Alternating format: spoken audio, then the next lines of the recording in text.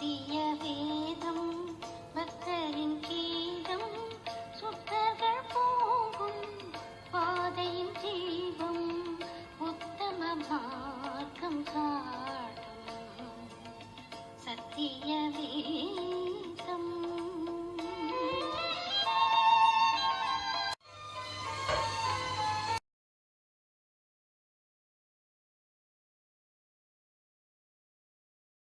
எரேமியா தீர்க்கதரிசியின் புஸ்தகம் 22ஆம் அதிகாரம்.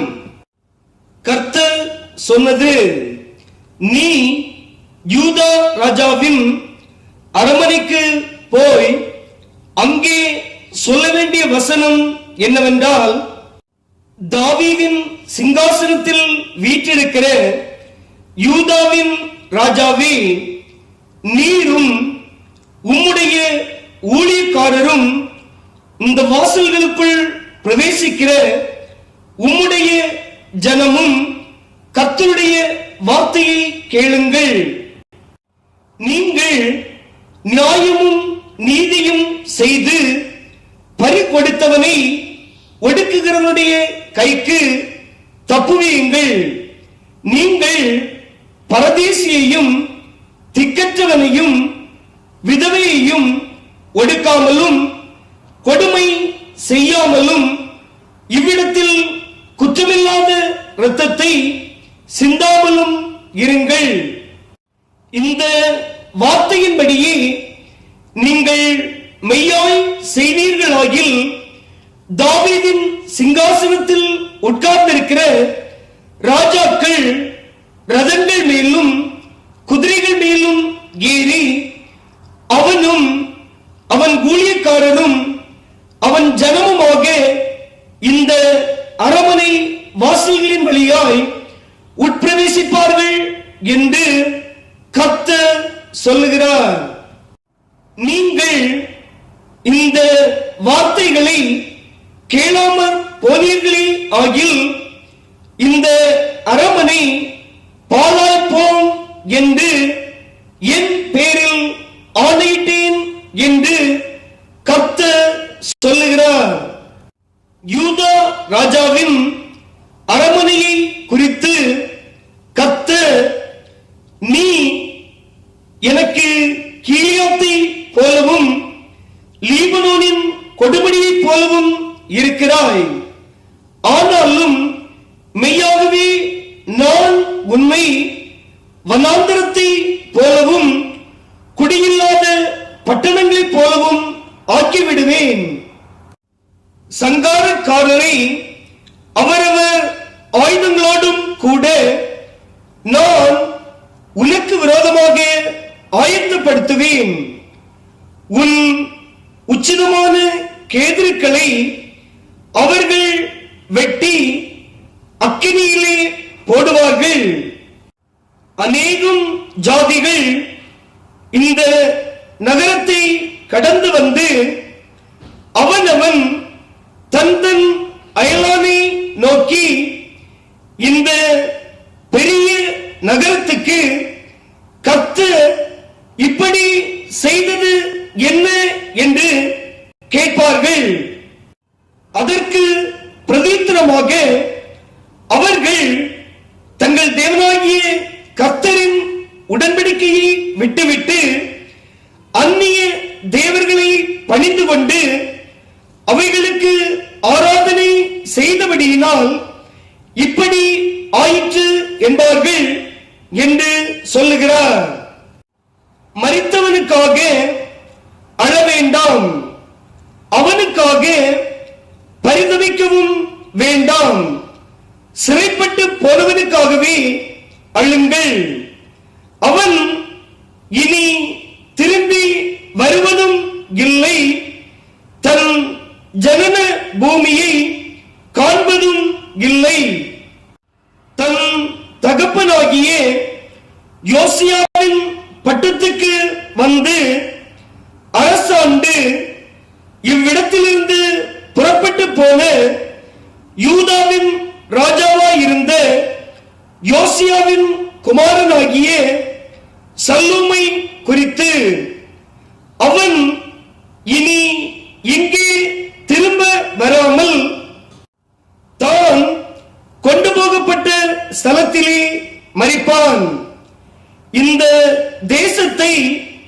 அவன் இனி காண்பதில்லை என்று கர்த்தர் சொல்லுகிறார்.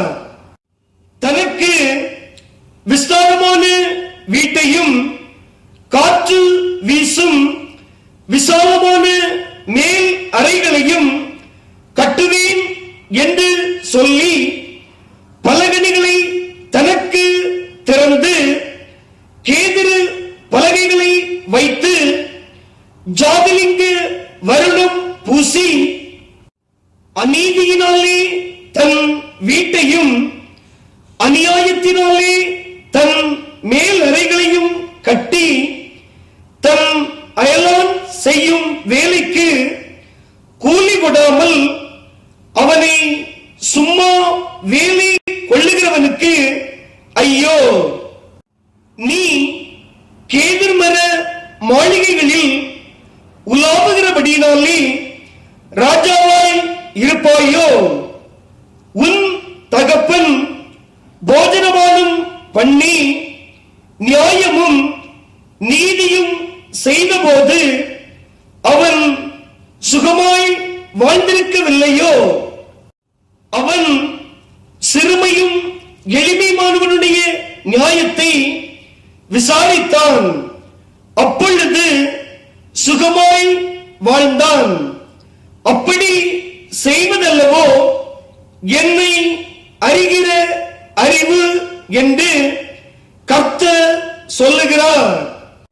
உன் கண்களும் உன் மனதுமோ என்றால் தற்பொழிவின் மேலும் குற்றமில்லாத இரத்தத்தை சிந்துவதின் மேலும் இடுக்கமும் நொறுக்குதலும் செய்வதின் மேலுமே அல்லாமல் வேறொன்றின் மேலும் வைக்கப்படவில்லை. ஆகையால் கர்த்தர் யோசியாவின் குமாரனாகிய யோயாக்கீம் என்கிற யூதாவின் ராஜாவை குறித்து ஐயோ என் சகோதரனே, ஐயோ சகோதரியே என்று அவனுக்காக புலம்புவதில்லை. ஐயோ ஆண்டவனே, ஐயோ அவருடைய மகத்துவமே என்று அவனுக்காக புலம்புவதில்லை. ஒரு கழுதை புதைக்கப்படுகிற வண்ணமாய் அவன் எருசலேமின் வாசல்களுக்கு வெளியே இழுத்தெறிந்து புதைக்கப்படுவான் என்று சொல்லுகிறார். லீபனோனின் மேல் ஏறி புலம்பு, பாசானில் உரத்து சத்தமிடு, ஆபரீமில் இருந்து கூப்பிட்டுக் கொண்டிரு. உன் நேச அனைவரும் முறிந்தார்கள். நீ சுகமாய் வாழ்ந்திருக்கையில் நான் உனக்கு சொன்னேன், நீ கேளேன் என்றாய். உன் சிறு வயது முதல் நீ என் சத்தத்தை கேளாமற் போகிறதே உன் வழக்கம். உன் மேய்ப்பர்கள் எல்லாரையும் காற்று அடித்துக் கொண்டு போகும். உன் நேச சிறைப்பட்டு போவார்கள். அப்போதல்லவோ உன் எல்லா பொல்லாப்பு நிமித்தமும் நீ வெட்கப்பட்டு லட்சி அடைவாய்.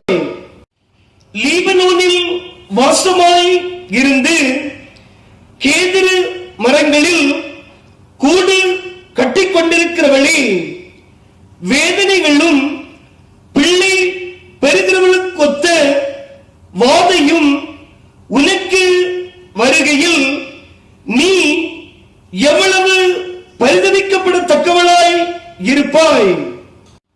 யூதாவின் ராஜாவாகிய யோயாக்கீமின் குமாரன் கோனியா என் வலது கையின் முத்திரை மோதிரமாய் இருந்தாலும் அதிலிருந்து உன்னை கலற்றி எரிந்து போடுவேன் என்று என் ஜீவனை கொண்டு சொல்லுகிறேன் என்று கர்த்தர் உரைக்கிறார். உன் பிராணனை வாங்க தேடுகிறவர்களின் கையிலும் நீ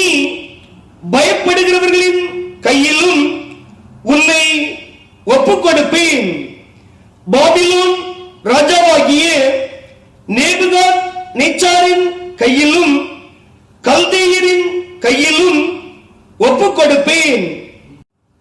உன்னையும் உன்னை பெற்ற தாயையும் உங்கள் ஜனனபூமி அல்லாத அந்நிய தேசத்திலே துரத்தி விடுவேன். அங்கே சாவீர்கள். திரும்புவதற்கு தங்கள் ஆத்மா வாஞ்சிக்கும் தேசத்துக்கு அவர்கள் திரும்பி வருவதில்லை. கோனியா என்கிற இந்த மனுஷன் அவமதிக்கப்பட்ட உடைந்த சிலையோ, ஒருவரும் விரும்பாத பாத்திரமோ, அவனும் அவன் சந்ததியும் தள்ளுண்டதும் தாங்கள் அறியாத தேசத்திலே துரத்திவிடப்பட்டதும் ஏது? தேசமே, தேசமே, தேசமே, கர்த்தருடைய வார்த்தையை கேள். இந்த புருஷன் சந்தானமற்றவன், தன் நாட்களில் வாழ்வடையாதவன் என்று இவனை குறித்து எழுதுங்கள். அவன் வித்தில் ஒருவனாகிலும் வாழ்வடைந்து தாவீதின் சிங்காசனத்தில் வீற்றிருந்து யூதாவில் அரசாள போகிறதில்லை என்று கர்த்தர் சொல்லுகிறார்.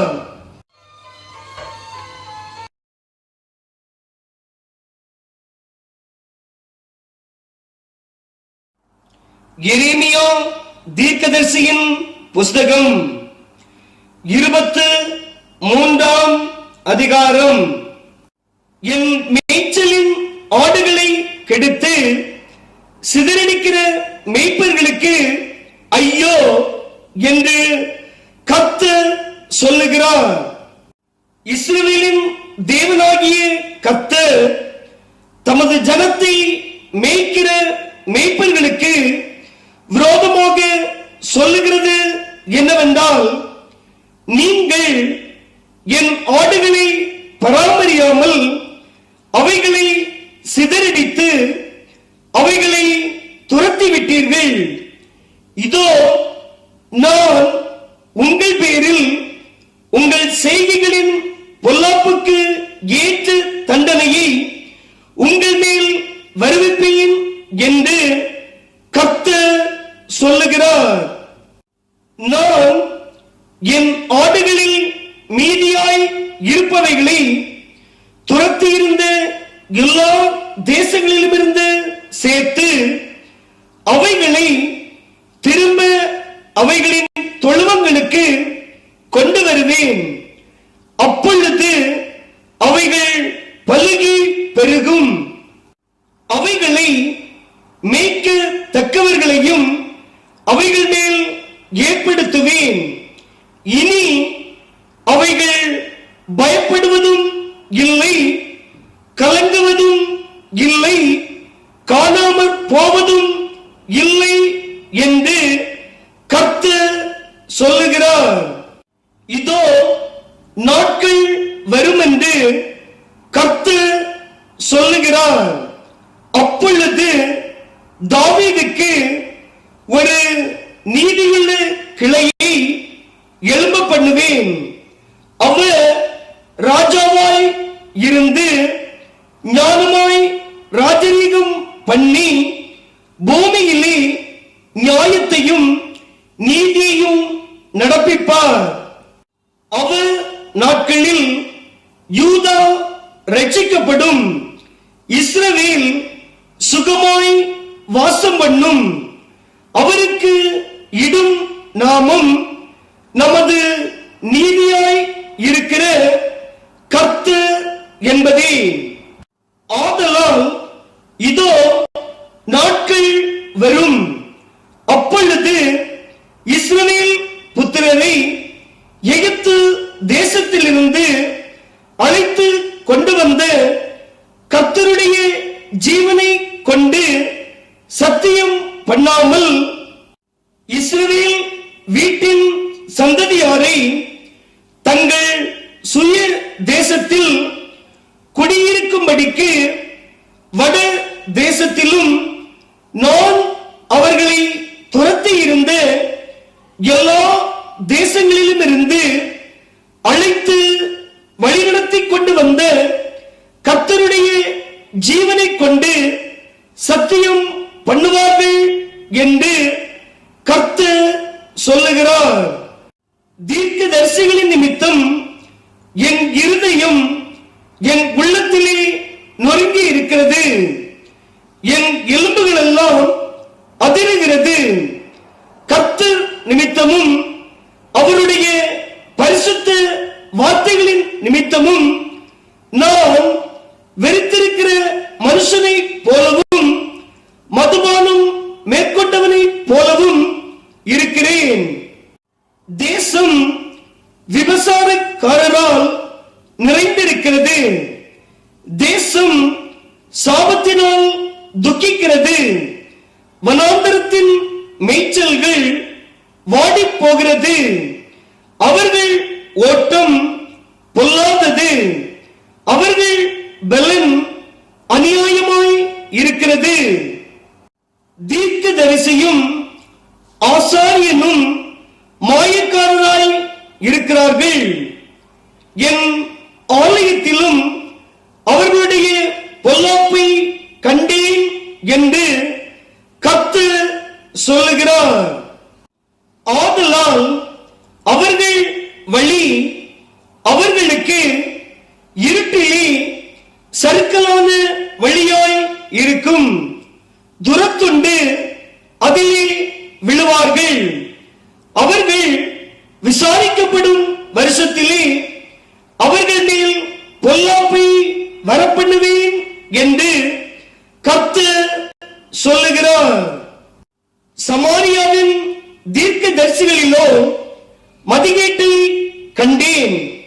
பாகாலை கொண்டு தீர்க்க தரிசனம் சொல்லி இஸ்ரவேல் என்னும் என் ஜனத்தை மோசம் போக்கினார்கள். எருசலேமின் தீர்க்கதரிசிகளிலும் திடுக்கிடத்தக்க காரியத்தை காண்கிறேன். விபசாரம் பண்ணி வஞ்சகமாய் நடந்து ஒருவனும் தன் பொல்லாப்பை விட்டு திரும்பாதபடிக்கு பொல்லாதவர்களின் கைகளை திடப்படுத்துகிறார்கள். அவர்கள் எல்லாரும் எனக்கு சோதோமை போலும் அதன் குடிகள் கொமோராவை போலும் இருக்கிறார்கள்.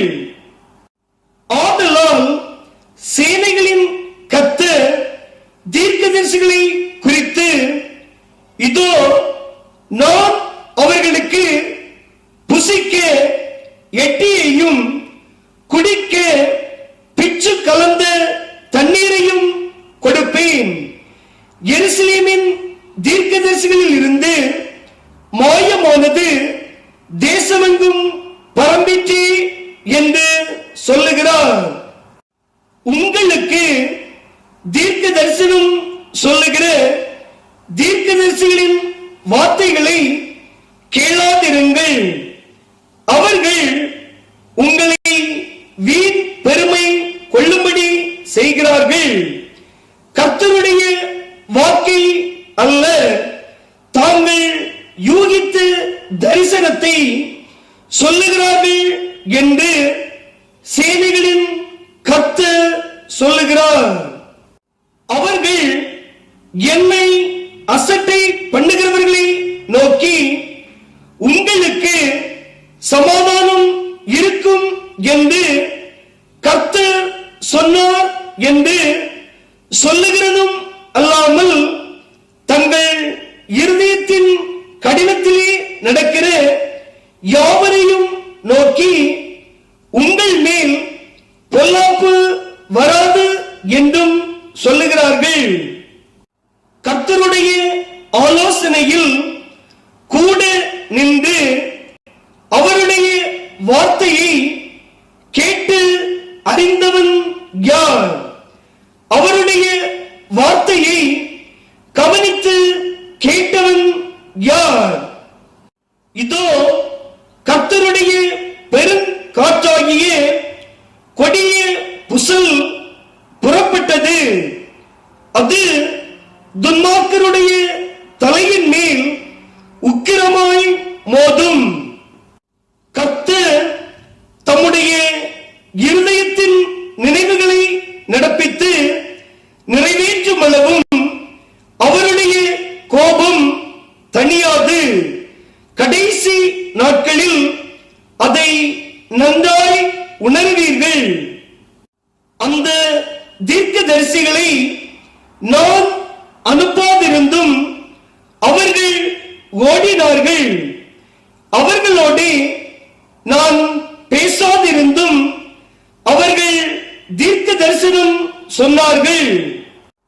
அவர்கள் என் ஆலோசனையிலே நிலைத்திருந்தார்களே ஆகில் அப்பொழுது அவர்கள் என் வார்த்தைகளை ஜனங்களுக்கு தெரிவித்து அவர்களை தங்கள் பொல்லாத வழிகளையும் தங்கள் செய்கைகளின் பொல்லாப்பையும் விட்டு திருப்புவார்கள். நான் சமீபத்திற்கு மாத்திரமா தேவன், தூரத்திற்கும் தேவன் அல்லவோ என்று கர்த்தர் சொல்லுகிறார். யாவனாகிலும் தன்னை நான் காணாதபடிக்கு மறைவிடங்களில் ஒளித்துக் கொள்ள கூடுமோ என்று கர்த்தர் சொல்லுகிறார். நான் வானத்தையும் பூமியையும் நிரப்புகிறவர் அல்லவோ என்று கர்த்தர் சொல்லுகிறார். சொப்பனம் கண்டேன், சொப்பனம் கண்டேன் என்று என் நாமத்தை சொல்லி பொய் தீர்க்கதரிசனம் உரைக்கிற தீர்க்கதரிசிகள் சொல்லுகிறதை கேட்டேன். எதுவரைக்கும் இப்படி இருக்கும்? பொய் தீர்க்கதரிசனம் சொல்லுகிற தீர்க்கதரிசிகளின் இருதயத்தில் ஏதாகிலும் உண்டோ? இவர்கள் தங்கள் இருதயத்தின் வஞ்சகத்தையே தீர்க்க தரிசனமாக சொல்லுகிறவர்கள். என் ஜனத்தின் பிதாக்கள் பாகாலி நிமித்தம் என் நாமத்தை மறந்தது போல இவர்கள் தங்கள் அயலாருக்கு விவரிக்கிற தங்கள் சொப்பனங்களினாலே என் நாமத்தை அவர்கள் மறக்கும்படி செய்ய பார்க்கிறார்கள். சொப்பனம் கண்ட தீர்க்கதரிசி சொப்பனத்தை விவரிப்பானாக. என் வார்த்தை உள்ளவனோ என் வார்த்தையை உண்மையாய் சொல்வானாக. கோதுமைக்கு முன் பத எம்மாத்திரம் என்று கர்த்தர் சொல்லுகிறார். என் வார்த்தை அக்கினியை போலும் கண்மலையை நொறுக்கும் சம்மட்டியை போலும் இருக்கிறது அல்லவோ என்று கர்த்தர் சொல்லுகிறார். ஆகையால் இதோ ஒவ்வொருவராய் தந்தன் அயலாரிடத்தில் என் வார்த்தையை திருட்டுத்தனமாய் எடுக்கிற தீர்க்கதரிசிகளுக்கு நான் விரோதி என்று கர்த்தர் சொல்லுகிறார். இதோ தங்கள் நாவின் சொல்லையே வழங்கி அவர் அதை உரைத்தார் என்று சொல்லுகிற தீர்க்கதரிசிகளுக்கு நான் விரோதி என்று கர்த்தர் சொல்லுகிறார். இதோ பொய் சொப்பனங்களை தீர்க்க தரிசனமாக சொல்லி அவைகளை விவரித்து என் ஜனத்தை தங்கள் பொய்களினாலும் தங்கள் வீம்புகளினாலும் மோசம் போக்குகிறவர்களுக்கு நான் விரோதி என்று கர்த்தர் சொல்லுகிறார். நான் அவர்களை அனுப்பினதும் இல்லை, அவர்களுக்கு கற்பித்ததும் இல்லை. அவர்கள் இந்த ஜனத்துக்கு ஒரு பிரயோஜனமாய் இருப்பதும் இல்லை என்று கர்த்தர் சொல்லுகிறார். கர்த்தராலே சுமரும் பாரம் என்னவென்று இந்த ஜனமாகிலும் ஒரு தீர்க்கதரிசியாகிலும் ஒரு ஆசாரியனாகிலும் உன்னை கேட்டால் உங்களை தள்ளிவிடுவேன் என்பதே பாரம் என்று நீ அவர்களுடனே சொல்ல வேண்டும். கர்த்தரால் சுமரும் பாரம் என்று சொல்லுகிற தீர்க்கதரிசியாகிலும் ஆசாரியனாகிலும் ஜனமாகிலும் சரி, அப்படி சொல்லுகிற புருஷனையும் அவன் வீட்டாரையும் தண்டிப்பேன் என்று கர்த்தர் சொல்லுகிறார். கர்த்தர் என்ன மறு உத்தரவு கொடுத்தார்? கர்த்தர் என்ன சொன்னார் என்று நீங்கள் அவரவர் தங்கள் அயலானையும் அவரவர் தங்கள் சகோதரனையும் கேட்பீர்களாக. ஆனால் கர்த்தரால் சுமரும் பாரம் என்கிற சொல்லை இனி வழங்காதிருப்பீர்களாக. அவனவன் வார்த்தையே அவனவனுக்கு பாரமாய் இருக்கும். அதேனென்றால் நமது தேவனாகிய சேனைகளின் கர்த்தர் என்கிற ஜீவனுள்ள தேவனுடைய வார்த்தைகளை புரட்டுகிறீர்கள். கர்த்தர் உனக்கு என்ன மறு உத்தரவு கொடுத்தார்? கர்த்தர் என்ன சொன்னார் என்று நீ தீர்க்கதரிசியை கேட்பாயாக. நீங்களோ எனில் கர்த்தரால் சுமரும் பாரம் என்று சொல்லுகிறபடியினாலே கர்த்தரின் பாரம் என்று சொல்லாதிருங்கள் என்று நான் உங்களுக்கு சொல்லி அனுப்பியும் நீங்கள் இந்த வார்த்தையை கர்த்தரின் பாரம் என்று சொல்லுகிறீர்களே.